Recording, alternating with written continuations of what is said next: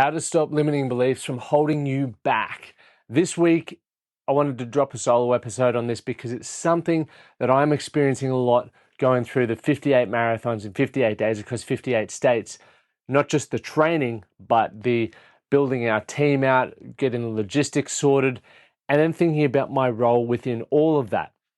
And it's something that is daunting. It really is daunting. But then when I catch myself and I'm aware of those negative thoughts or those limiting thoughts, I'm able to think, hey, this, Lachie, is just going to require a different version of you, a better version of you, the version of you that believes you can achieve these things, the version of you that believes you can build out that team. And that's what I'm excited to dive into and unpack today over the next sort of 15 minutes.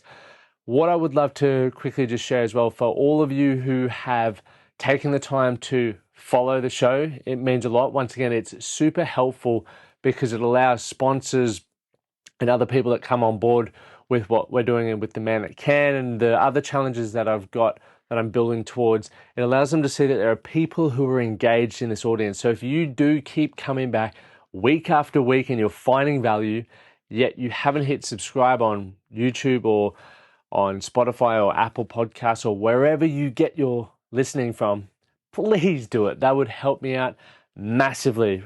So get started there.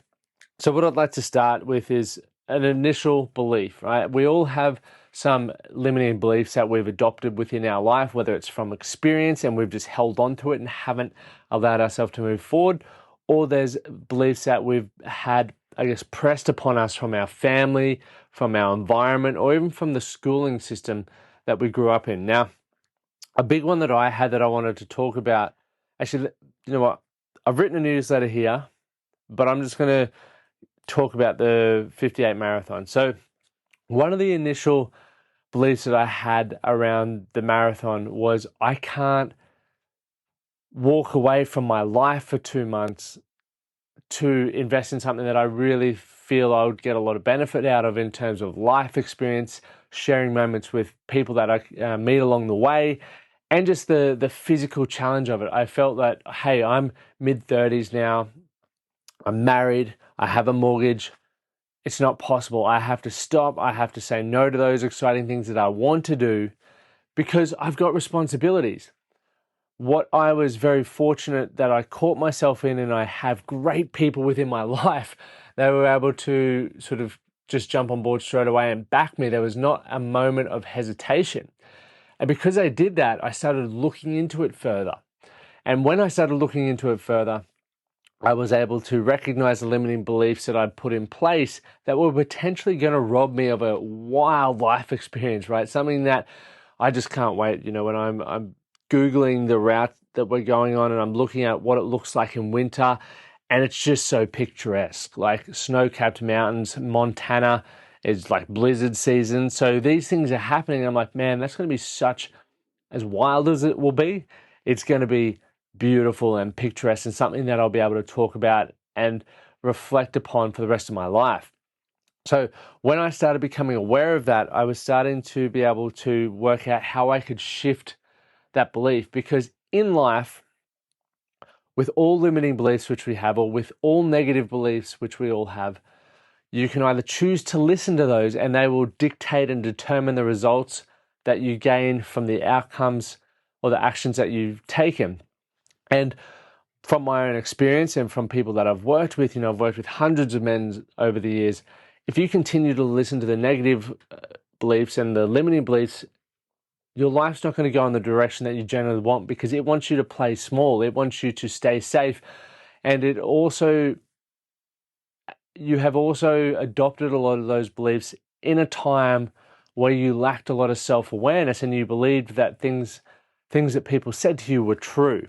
Like, you're not good enough, you'll never amount to something, you'll never be able to make $1 million, whatever it may be for you. I'm sure you've got the limiting beliefs in your mind. But what I want you to do, if you've got a pen and paper, start writing down a couple of limiting beliefs, okay? Because within all limiting beliefs or within all negative thoughts, we have a heap of freaking moments in life where we can find evidence, we can validate that. And if you want to do that, awesome. But I challenge you with that list that you've written down to now flip the script. So, for example, one that I had here is I can't build a successful business. Flipping that would be I am a successful business owner or operator or whatever the word that you would like to use. I cannot be in a loving, healthy, happy, passionate relationship. I am in a loving, healthy, happy, positive relationship. Now, I want to circle back around. So both of those, when I was initially in the mindset of the negative, it was my soul belief. I found it really woo-woo and almost challenging to flip the script, much like I'm telling you to do right now. I just thought, Lachie, like, you can't just say things and they happen. But I've grit bad with it anyway. And over time, because I was starting to focus on this is who I am, I was shifting my identity. I started acting differently. I started behaving differently and conducting myself differently, which led to different results. And over time, those limiting beliefs that I was shifting to the positive ones was starting to become and feel more real. And so I urge you, or I really want you to just go, hey, Lachie, as much as this feels batshit crazy or this feels woo-woo, I'm going to trust you here. I'm going to convert my limiting belief or my negative thoughts into a positive thought, and I'm going to run with that. I'm going to keep being aware of when I'm allowing the negative thought or the limiting beliefs to jump into my mind. And I'm going to shift it every time. I'm going to challenge it every time. And when you start challenging it, right, yes, as I said, you've got plenty of evidence to back up why maybe you wouldn't be a good business owner or why you couldn't be in a passionate, loving relationship. I had that as well. But you're going to start finding more evidence around why you can and why you are, because you find what you're looking for. And if what you're telling yourself is negative, you're going to find more of that. But if what you're telling yourself is positive, you're also going to find more of that. And doesn't that just make sense? Even if it were woo-woo, even if it were complete hocus bogus, wouldn't it make sense if that's going to make you feel better and move you towards better results? Because I know it's not woo-woo. I know it's not BS. It truly works. And look, I'm not perfect with it. I still have plenty of crappy thoughts floating around in my head. The thing is, I'm aware of it, I challenge it, and I work on changing it. I use my actions to change it when I challenge it. And that's what I'm encouraging you to do. Because one that I wrote about here in the newsletter this week was I can't build a successful business. And, I'd had 8 years in business and I was humming along nicely. And as everything, when you're doing well, when you're in momentum, you go, look, I was thinking to myself, Lachie, there's a next level. You've got to do the next level. Like, it just seems natural. And the next level for me was getting into a business partnership. I was like, if I get into a business partnership, I'm going to be able to increase the revenue of the business, impact more people, and I'll probably get to do a little bit less. That sounds good. And when that happened, there was a pivotal moment where the business partnership fell apart. And that self-doubt and those negative thoughts and limiting beliefs really got real. There was a lot of validation around why I sucked in business. And it pushed me to the point where I didn't think I could be in business anymore. I didn't think I was cut out for it. And I was questioning, hey, if I can't build a business partnership, what am I doing? Like, honestly, what am I doing? You're a loser. You can't communicate. You can't manage people. Quit. Fortunately, I have an incredible support network. Fortunately, a lot of my support network run businesses. Some of them are in business partnerships, others aren't. And I was able to lean on them and pick their brains and ask their thoughts and perspectives. And they all supported my decision. And I think, to be fair, they probably would have supported me regardless of what I did.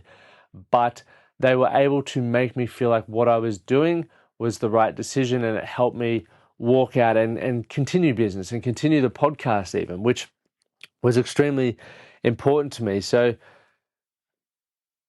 there's going to be plenty of moments in time where the doubt or those negative thoughts start to seem and feel a lot more real than maybe they are. They're real in that moment, but as we know with all things, there's seasons of life and time heals everything. And I truly, truly believe that. What else did I write about here that I thought was important? I guess if you're wondering how I got to a point where I recognized or realized I could shift my thoughts, or I really started to lean into that. There's a principle, and I'm sure you've probably heard about it, and I have definitely spoken about it on the podcast, but when we talk about a growth mindset, there's a fixed mindset, meaning you believe that everything in your life is exactly the way it is, good, bad, or indifferent. You can't change it. That's it. And then the flip side, the best side, I believe, is the growth mindset, where life is what it is, but you can learn, develop, and grow to become whoever you want to be and to overcome all adversity, challenges, and problems and make your life as good as you possibly want it. And if you were to see those on a piece of paper, and if you're listening to the podcast right now, jump on Google if you haven't seen this diagram before and just type in diagram of growth mindset versus fixed mindset and just have a look and ask yourself, which would you prefer or which would add more value to your life? And once again, whichever one you choose, which I'm hoping would be the growth mindset, you then start embodying that, right? You start keeping that in the back of your mind. When you hit adversity, what would the growth mindset do? When you have an argument in a relationship, what would the growth mindset do? Or when you hit a roadblock at work, what would the growth mindset do? And you start shifting the perspective and the lens that you're viewing your life through. And once again, when you view things differently, you challenge things and you're ready to change, you're going to start acting differently, right? Different actions will produce different results. Not always better, but different. And just be mindful of that as you move through that. But how I got to that point of understanding and really leaning into that concept of growth versus fixed mindset was I was at a point where I didn't feel I could change. I believed that I was a manipulative, lying loser, essentially. And when I started to accept that, it actually started to feel good because I wasn't letting myself down anymore. There was a period of time, I'm not going to put a time frame on that, but there was a period of time where I was making a lot of bad decisions, and I would call this now just being a teenager, that I wasn't living up to the expectations that I had of myself, even though I hadn't defined them. I just thought I could be doing better. I thought I was better. And because of this, I was always letting myself down. I was setting myself up for failure because internally, without defining it, I knew I could be better, I could treat people better, and I expected more of myself. But on the outside, I wasn't delivering on that. So I was constantly like trying but falling short. And it was so painful, right? I viewed myself as such a loser until there was, I guess there wasn't really a definitive moment, but I just remember getting to a point where I was like, this is me.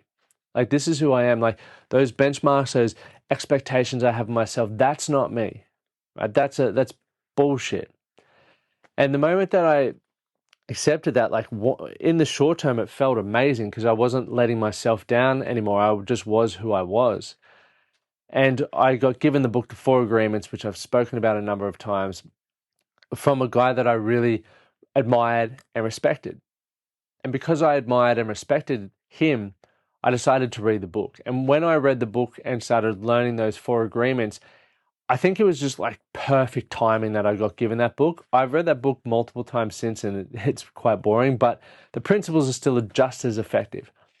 But because of the timing of that book, I'd just given up on setting expectations for myself and striving for success, that they challenged me in a good way. They challenged how I saw myself, the fact that I'd given up. And I got so excited that there was a book out there that challenged me as well and had these steps and processes that if I were to embody these, I could potentially get different results. And I just leant in and went all in on that. And that was the beginning. I became so hungry to seek out more information like self-development and personal development. And I became super enthusiastic, super excited about it, and went down this rabbit hole. And I see people all the time going down this rabbit hole when they have these little aha moments or these little light bulb moments that open their mind and it expands their mind just a little so that they have this newfound self-belief to go chase more and be more than they originally thought they were. And I hope you would find that within yourself, because that is that great moment of realization. And if I were to give my younger self some advice, it would be trust your gut over trying to fit in. There are many moments that drove me away from who I truly was, meaning I wasn't trusting my gut because I was so focused. I was so focused on wanting to fit in. I didn't want to stand out. I didn't want to be picked on. I just wanted to fit in. And that was the beginning of the conditioning to just do things even if they weren't to my expectation or didn't align with what I believed in. And when you condition yourself to do certain things, the extremity of that could change, like can evolve. Just like me now with the 58 marathons in 58 days, that may seem ridiculous to some of you and that may seem minuscule, but to me, it's the perfect challenge for where I am right now, because a couple of years ago, I did 30 marathons. And prior to that, I did a number of 12-hour challenges, and you get the picture. I didn't just get off the couch. I've conditioned myself to be able to do these challenges, and that's it. And so that's what I want you to think about. So think about advice that maybe your younger self needed, because I guarantee you, the advice that your younger self needed is the advice that you need right now more often than not. And that's how I've found it to be. So fixating on the obstacle, as I've said, is not the key thing. Like, you're going to have those limiting beliefs and negative beliefs. So you want to fixate on the opposite. So if you can be aware and catch yourself thinking about the limiting beliefs and the negative emotions, challenge them and then work on changing them. Give yourself an alternative and start working out how you can condition yourself to focus on that. That is going to be the key, right? So if you need help with that, once again, I coach men in this all the time. We help it in the academy if you ask for help. But just reach out to me on Instagram or jump onto The Man That Can. You can fill out a form. And if you want to work with me, whether it's one-on-one or whether it's looking for our next academy intake, reach out and let's just have a conversation. And if we feel we can work well together and we can move you in the direction and you're ready, then let's do it. And if not, it's just a phone call. It's not gonna harm in any way. So as I just want to give you that step-by-step process once again. So the first one is write down those negative thoughts or limiting beliefs. Secondly, list opposing positive thoughts. They must be positive. Thirdly, find evidence for the positive. So go back through your life, think about moments in time, and repeat until it's automatic. I'm still going, right? I've been doing this for 10 plus years and it's still not automatic. If I were to have a pendulum, it's probably 80% of the time. Right? There's still 20% I'm working on. Will I ever get there? Don't know. But I'm much better off than I originally was. So now I'm in a position where any challenge that pops up in my life or in my clients' lives or things that I know I need to overcome, I'm feeling very certain about it, whether I have the skill set or the things right in front of me, the resources right in front of me to be able to do that right now, or I know that it can be learned and it can be conquered. That is a really powerful mindset to come from. That is a growth mindset. So as I mentioned, with the runs, we've built an incredible team and we're still looking for a couple more sponsors. So if you know of any businesses that would love to get behind something like this, make sure you reach out to me. We are going to be raising over $100,000 for mental health. It's a super important and I guess cause and something close to my heart from my own experiences, family's experiences, and people who are listening to this show's experiences, because we all have mental health and some people live on the positive side, other people live in the negative side, and some of us sort of swing between the both like I do. So it's good to have awareness, it's good to have conversations, and it's good to have people sharing their stories around this, and then also donating cash to the frontline workers who are working in mental health every single day. So my name's Lachlan Stuart. Once again, if you got value from this episode, please share it. If you feel you would get value from working with me, reach out to me. But as always, do something today to be better for tomorrow. Thank you for listening to the Man That Can Project podcast. My name is Lachie Stuart, and I hope you enjoyed this episode and found it helpful. If you did, please take a moment to rate and review the Man That Can Project on your favorite podcast platform. And don't forget to subscribe to stay up to date with our newest episodes. We'll see you again next time.